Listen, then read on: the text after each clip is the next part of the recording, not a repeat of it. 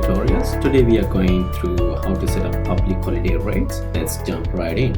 So I already opened my Wagemaster.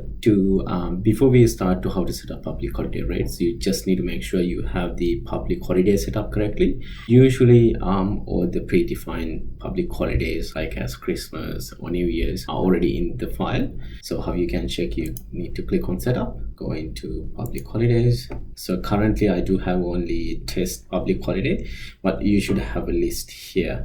So I set it up as a test for 25th December. Either you can edit or add days as accordingly. So you just need to put a description and then select the date. So I'm going to do a dummy appearance for one of my casual employee just to make sure how you're going to do it. And if you do have a different rate, I will cover that one too. So I'm going to click on wages here. I'm going to do the wages for Hardy.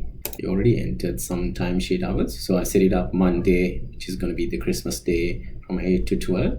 So usually if you're setting up a public holiday and when you enter in the timesheet, usually it's picking up is the light red background, as you can see it here. If you go into next, so it will give you the breakdown, okay, the base rate and also the makeup pay as a public holiday. So if you go into next, okay, so it will give you the weekday hours plus the public holiday hours, but as you can see, it's both on the same rate. So if that's the case for you, you can just save it. But if you're paying, for example, double pay on a public holiday would be the most cases. I will show you how you can change this. So you can close this timesheet, go into the employee awards from the awards icon. So this employee attached into the Wagemaster 50 casuals for all hours award.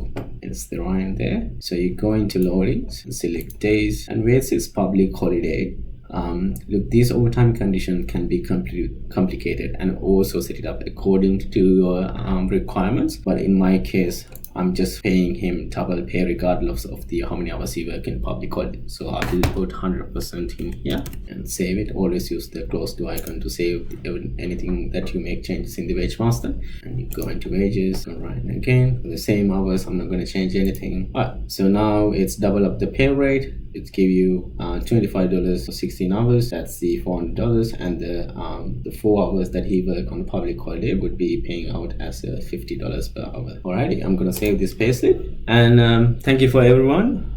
If you need more information, please have a look at our help center articles or book one-on-one consultancy and training session with our team. All are linked in the description box, and also don't forget to subscribe to our YouTube channel and give this video a like if you enjoy it. Have a great day.